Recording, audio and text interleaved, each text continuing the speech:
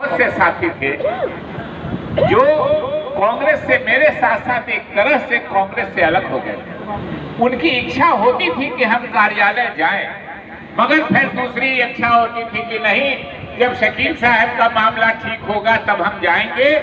मैं जिंदगी भर जिन लोगों ने मेरा साथ दिया, मैं जिंदगी भर उनका एहसान, उनका उपकार नहीं भूल सकूंगा। जिंदगी भर मुझे वो याद रहेगा।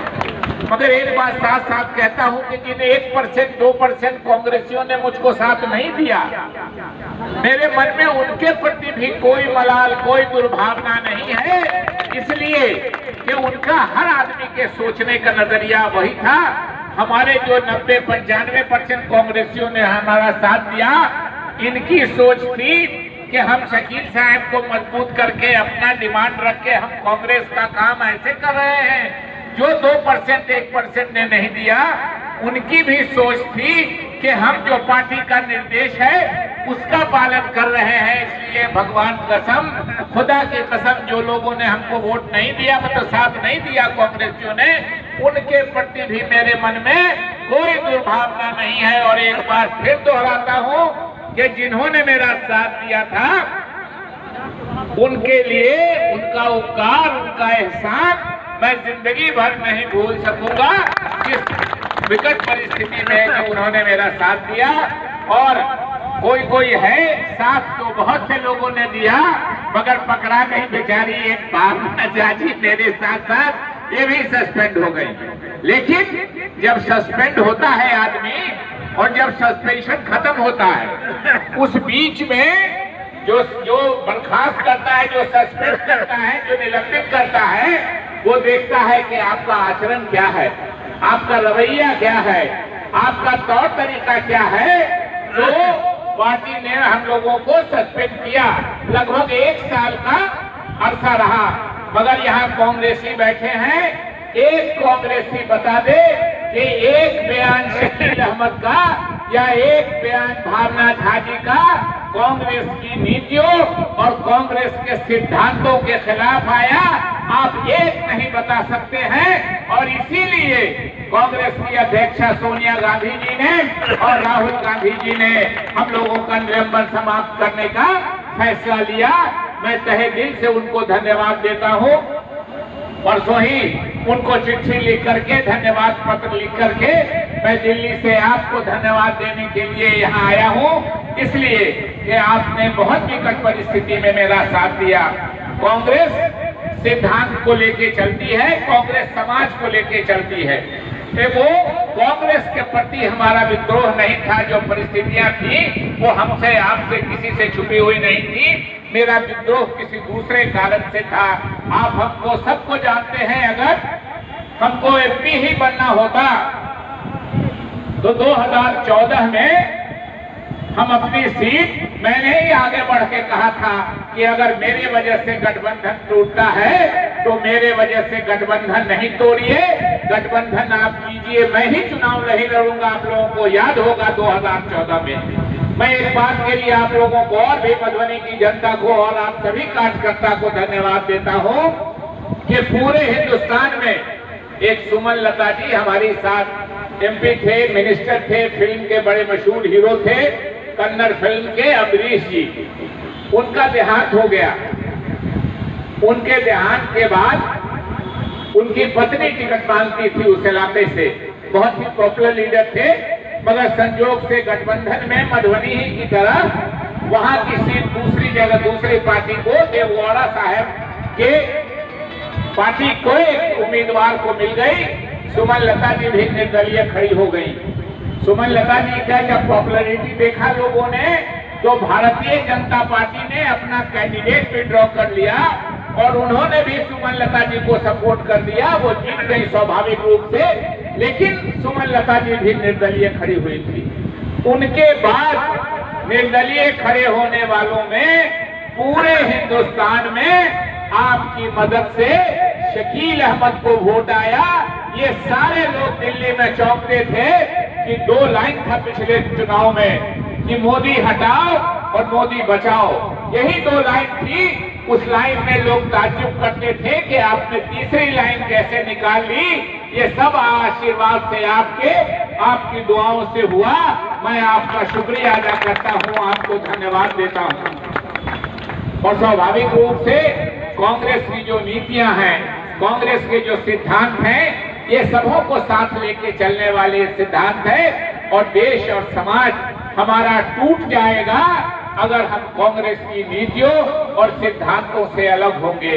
इसलिए कि एक बात भी अगर देश में, आप जरा गौर कीजिए, बहुत अक्सर लोग कहते हैं यहाँ हिंदू मुस्लिम सब समाज के लोग नजर आ रहे हैं। मैं एक बात याद दिलाता हूँ, भारतीय जनता पार्टी वाले बहुत जोर शोर से बोलते हैं कि 70 साल में क्या हुआ, 70 साल में क्या हुआ।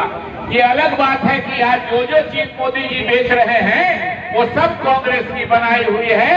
चाहे BSNL बेच रहे हो, चाहे LIC बेच रहे हो, चाहे हॉल बेच रहे हो, चाहे और दूसरी संस्थाएं बेच रहे हो, ये सारी चीजें कांग्रेस की बनाई हुई है।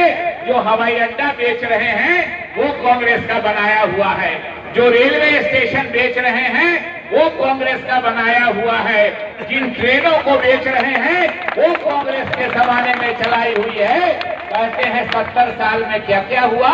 कहा मोदी जी को किसी ने कि जो आप बेच के अपने बड़े बड़े पूंजीपति मित्रों को दे रहे हैं, सेठ साहूकारों को, वो सब कांग्रेस ने बनाया है।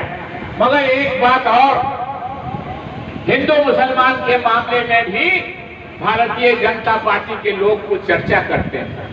इतिहास में बताता हूँ, कांग्रेस के कार्यकर्ता भी जान ले, पिछले लगभग 1000 सालों में यहाँ लगभग बाहर से आए हुए मुसलमानों का शासन 800 साल रहा। सभी बाहर के मुसलमान आए थे, कोई भारत का मुसलमान नहीं था। गजनी से लेके और बाबर तक और बाबर के वंशज तक और बाद बाकी जो शेरशाह सूरी तक, वो भी पश्तून थे। यहाँ के भारत के मुसलमान नहीं, बाहर से आए हुए मुसलमानों ने 850 साल इस देश पे शासन किया। अंग्रेजों ने 1858 के बाद जबरदस्त पकाई तो 90 साल तक इस देश पे शासन किया। पिछले 1000 सालों में ये 73 साल जो है 1947 से लेके आज तक यही इस देश पे हिंदू समाज का शासन है। और जिस हिंदू समाज के शासन को कौन लाया इस देश में? कांग्रेस लाई इस देश में, कांग्रेस लाई। जरा कौन करके देखिए, 2001 में गजनी आया था यहाँ, और गजनी से लगातार उसके बाद वंशज चलते रहा, बाबर तक आ गया। बाबर के बाद से 1857 तक बहादुर शाह जफर इस मुल्क पे हुकूमत करते थे। मुगल गए, मुस्लिम गए, उनके बाद अंग्रेज आए इस देश में। अंग्रेजों ने 90 साल हुकूमत की, यानी पिछले 1000 साल में यही 73 साल है जो इस देश पे हिंदू समाज का शासन है। और वो हिंदू समाज का शासन कौन लाया? वो हिंदू समाज का शासन कांग्रेस लाई, कांग्रेस लाई। अरे आज बड़े हिंदू समाज के शुभचिंतक बनते हैं भारतीय जनता पार्टी के लोग, जरा पूछ लीजिएगा। और जब कांग्रेस लड़ाई लड़ रही थी इस देश में हिंदुस्तानियों का शासन, हिंदुस्तानियों में चूंकि बहुसंख्यक हिंदू समाज है, डेमोक्रेसी है, इसलिए उनका शासन होता था। जब कांग्रेस हिंदुस्तानियों के शासन की कोशिश कर रही थी तो भारतीय जनता पार्टी के RSS वाले, हिंदू महासभा के लोग, मुस्लिम लीग तो कह दीजिए कि विदेशी के नाम पर था, लेकिन हिंदू महासभा और RSS को लोग जब कांग्रेस हिंदुस्तानियों यानी बहुसंख्यक हिंदुओं के शासन का प्रयास कर रही थी तो भारतीय जनता पार्टी के RSS वाले लोग, हिंदू महासभा वाले लोग अंग्रेजों के साथ थे। भारत छोड़ो आंदोलन का ऑफिशियली विरोध किया था RSS ने, ये सब जानते हैं। RSS ने भारत छोड़ो आंदोलन का, क्विट इंडिया मूवमेंट का विरोध किया था। इसलिए समझना चाहिए, आज हमारा हिंदू समाज का नौजवान थोड़ा जोशीला होता है, नहीं इतिहास जानता है, उसको बताइए उस नौजवान को कि इस देश में पिछले 1000 साल में जो 73 साल से इस देश पे हिंदू समाज का शासन है, चूंकि बहुसंख्यक यहाँ हिंदू समाज है, ये कांग्रेस का लाया हुआ है। किसी आरएसएस, किसी बीजेपी, किसी भारतीय जनता पार्टी, किसी जनसंघ का लाया हुआ शासन नहीं है, ये बात समझनी चाहिए। इसलिए कांग्रेस ने क्यों आजादी की लड़ाई में भाग लिया? इसलिए कि हमारे देश पे बाहरियों का शासन था और हम सब लोगों ने मिलके, जब हिंदू मुस्लिम मिलके, तो अंग्रेजों ने चुना दो लोगों को, आरएसएस को और मुस्लिम लीगी को। कहा कि दोनों लड़ो आपस में, लोगों का ध्यान भटका रहेगा और हम शासन करते रहेंगे। अंग्रेज 1858, 1857 में पूरे भारत में उनका शासन हो गया था। तब तो उनको लड़ाने की जरूरत नहीं थी, लेकिन वो लड़ाते इसलिए थे कि हमको शासन करने दे हिंदुस्तान के लोग, हम पर नजर नहीं जाए। भारतीय जनता पार्टी का शासन हो गया, 6 साल पहले हो गया, लेकिन आज भी लड़ाने की कोशिश क्यों करते हैं? आज भी लड़ाने की इसलिए कोशिश करते हैं कि आप हिंदू मुस्लिम 80% हिंदू समाज के लोग हैं इस देश में, 15% मुस्लिम समाज के लोग हैं। कोई लड़ाई हो सकती है 80 या 15 में, लेकिन नंबर 1 नंबर 2 तो वही है। लड़ाने की कोशिश करते हैं कि आप हिंदू मुस्लिम लड़ते रहिए और हमको, अंबानी को, अदानी को रेलवे स्टेशन बेचने दीजिए, एयरपोर्ट बेचने दीजिए, हवाई अड्डा बेचने दीजिए, बीएसएनएल बेचने दीजिए, एलआईसी बेचने दीजिए और आप उस पर नजर मत डालिए। आप हिंदू मुस्लिम इस देश में लड़ते रहिए। बीएसएनएल बंद हुआ है, मैंने परसों ट्वीट किया है, कोई ट्विटर पे हो तो देख लेंगे। 88,000 आदमी बेरोजगार हुए हैं, नौकरी गई है बीएसएनएल बंद होने से 18,000 लोगों की। उसमें हिंदू कितने बेकार हुए हैं? कितने हिंदुओं की नौकरी गई है? 83,000 हिंदुओं की नौकरी गई है। 2900 मुस्लिम समाज के लोगों की नौकरी गई है, 1400 सिख समाज के लोगों की नौकरी गई है और 7% सिख, जैन, बौद्ध, पारसी ये जो हैं उनकी नौकरी गई है। तो इस देश को घाटा लगता है तो सबसे ज्यादा किसको घाटा लगता है? मुसलमान को घाटा लगता है, सिख को घाटा लगता है, ईसाई को घाटा लगता है। सबसे ज्यादा अगर इस देश को नुकसान होता है तो चूंकि जनसंख्या हिंदू समाज की है, सबसे ज्यादा घाटा लगता है। एक बीएसएनएल मैं बता रहा हूं इसलिए कि मैं उस विभाग का मंत्री था। आज तनख्वाह नहीं मिल रही है बीएसएनएल में। मुझको आज से 7 साल, 10 साल पहले, 12 साल पहले एक दिन में 18,000 करोड़ रुपए का चेक लाके मेरे हाथ में, मैं मंत्री था, बीएसएनएल के सीएमडी ने 18,000 करोड़ रुपए का चेक मुझको लाके दिया, क्योंकि वो भारत सरकार का था, ये नफा था।